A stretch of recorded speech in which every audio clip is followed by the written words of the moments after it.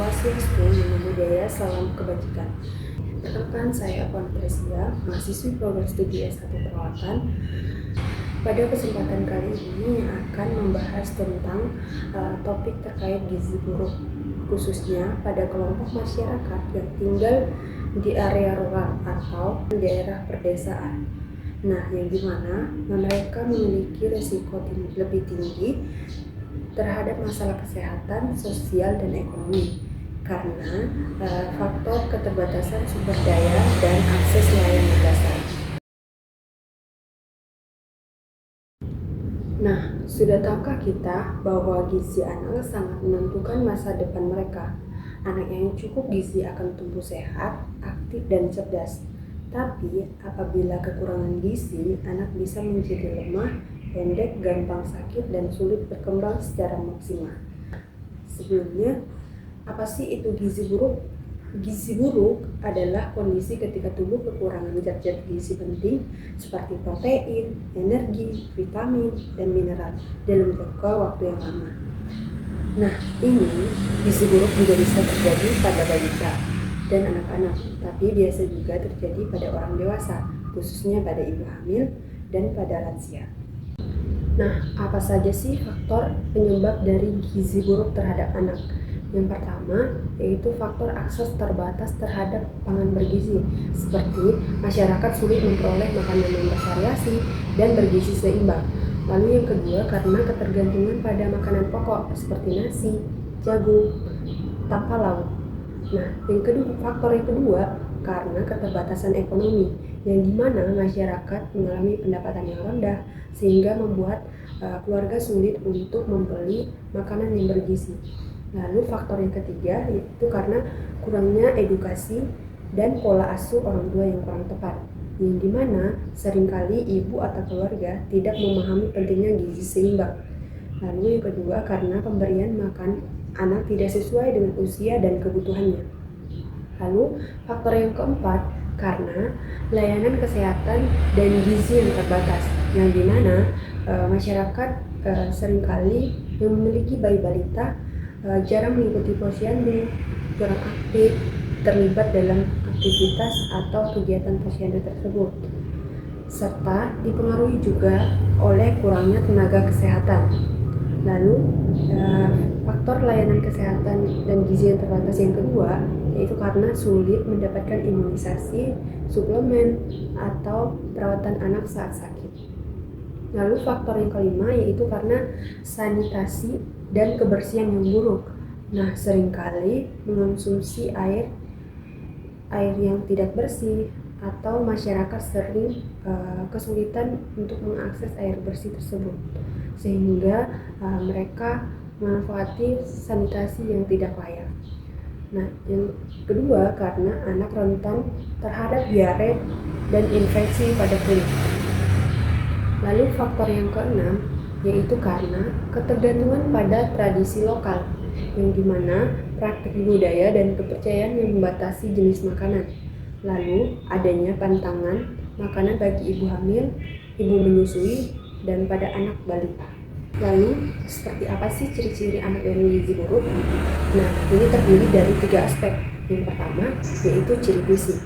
Nah, ini bisa ditandai dengan berat badan sangat rendah untuk usianya, di bawah 3 standar deviasi pada grafik WHO. Lalu yang kedua, badan kurus sekali atau yesif, serta tulang-tulang rusuk dan lengan menonjol. Lalu perut buncit namun tubuhnya sangat kurus. Yang keempat, rambut tampak tipis, mudah rontok, dan kadang berubah warna kemerahan ataupun coklat. Lalu yang kelima, kulit kering dan bahkan bisa mengepas atau luka, seperti pada kaswasspor. Lalu yang keenam, wajah tampak lebih tua dari usianya. Kemudian mata cekung dan tidak bercahaya. Yang ketujuh, terjadinya edema atau pembengkakan terutama pada kaki bila gizi buruk disertai dengan kwashiorkor. Dari aspek yang kedua, yaitu dari perilaku, yang dimana anak mengalami tampak lesu, tidak aktif, banyak tidur, kurang responsif saat diajak berbicara atau main, lalu sering menangis. Lalu ciri-ciri dari aspek medis, yaitu anak seringkali mengalami penyakit ispa, diare, infeksi kulit, serta mengalami penyembuhan luka yang lebih lambat. Lalu yang ketiga dengan demam yang berulang serta mengalami anemia seperti pucat, lemah, mudah lelah, dan mengalami gangguan pertumbuhan dan perkembangan anak yang tidak sesuai dengan usianya. Lalu, apa saja dampak dari gizi buruk? Yang pertama, pertumbuhan fisik pada anak menjadi terhambat, seperti berat badan dan tinggi badan yang tidak sesuai dengan usianya. Lalu yang kedua, perkembangan otak anak terganggu, seperti kecerdasan menurun, sulit berkonsentrasi saat belajar, dan yang ketiga yaitu daya tahan tubuh melemah. Yang keempat, anak mudah terserang penyakit seperti ISPA, diare, dan TBC. Kemudian anak mengalami ketika luka sulit untuk sembuh dan infeksi sering kambuh. Lalu yang selanjutnya, nafsu makan anak makin menurun dan anak menjadi pasif dan tidak aktif lagi bermain. Lalu yang selanjutnya, anak mengalami gangguan emosional yang dimana anak ini akan menarik diri dari lingkungan sosial, serta anak mengalami gagal tumbuh kembang secara optimal. Lalu anak juga berisiko terhadap penyakit yang tidak menular saat dewasa yang meningkat seperti diabetes, hipertensi, dan lain-lain. Nah, bahkan dengan kondisi yang serius, gizi buruk ini bisa menyebabkan risiko kematian yang meningkat, terutama jika disertai dengan infeksi dan dehidrasi pada anak. Lalu bagaimana cara pencegahannya? Yang pertama, berikan ASI eksklusif selama 6 bulan. Yang kedua, berikan anak dengan MPASI yang bergizi sejak usia 6 bulan. Lalu yang ketiga, pantau pertumbuhan anak secara rutin di posyandu. Kemudian berikan makanan seimbang seperti karbohidrat, protein, sayur, dan buah-buahan. Lalu lengkapi imunisasi anak sesuai jadwal. Kemudian terapkan kebersihan dan sanitasi seperti mencuci tangan sebelum makan dan minum air bersih. Lalu segera obati anak yang sakit di fasilitas kesehatan. Kemudian ikuti program pemberian makanan tambahan atau PMT dan vitamin A.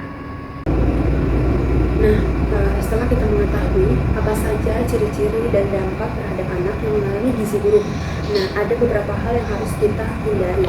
Yang pertama, hindari pemberian makan atau minum terhadap anak yang tidak aman atau tidak bergizi. Contohnya seperti makanan tinggi gula atau garam.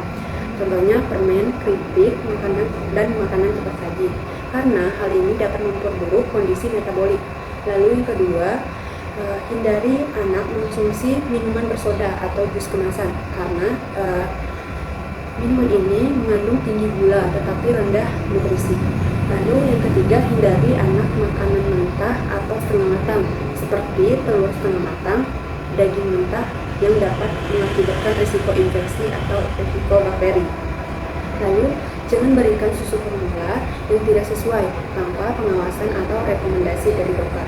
Nah, lalu yang kedua, kita perlu menghindari menerapkan pola makan yang salah. Nah, contohnya, hindari pemberian makan pada anak dalam porsi yang besar sekaligus. Karena pada porsi anak lebih dianjurkan makan dengan porsi sedikit tapi sering untuk menghindari beban pencernaan pada anak. Kemudian yang kedua, hindari pemberian makan dengan satu jenis makanan saja. Contohnya hanya memberikan nasi atau hanya pisang saja.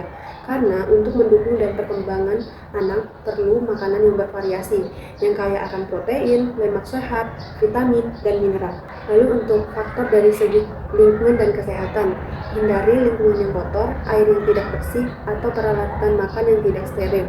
Karena anak yang mengalami gizi buruk akan rentan terhadap infeksi. Lalu yang kedua, hindari kontak dengan orang sakit karena daya tahan tubuh anak dengan gizi buruk mudah tertular penyakit. Yang ketiga, jangan melakukan pengobatan tradisional atau herbal tanpa pengawasan dokter karena beberapa ramuan tradisional bisa berbahaya atau mengganggu penyerapan nutrisi pada anak. Lalu aspek yang keempat, jangan biarkan penanganan anak secara tidak tepat. Contohnya, menunda pengobatan medis karena anak yang mengalami gizi berat akan rentan terhadap beberapa penyakit. Yang kedua, hindari pemberian suplemen tanpa anjuran dari dokter. Nah, selanjutnya yang harus kita lakukan ketika anak mengalami gizi buruk, yang pertama, segera bawa ke puskesmas atau rumah sakit untuk penanganan medis lebih lanjut. Yang kedua, berikan makanan anak tinggi kalori dan protein. Contohnya seperti bubur, telur, ikan, kacang-kacangan yang dihaluskan. Lalu yang ketiga, pastikan kebersihan makanan dan lingkungan yang bersih. Lalu 4, pantau pertumbuhan dan perkembangan anak secara berkala. Oke, segitu dulu pembahasan aku kali ini. Semoga bermanfaat bagi kita semua. Mohon maaf apabila ada kekurangan dan kesalahan dalam penyampaian materi pada kali ini. Saya ucapkan terima kasih. Wassalamualaikum warahmatullahi wabarakatuh.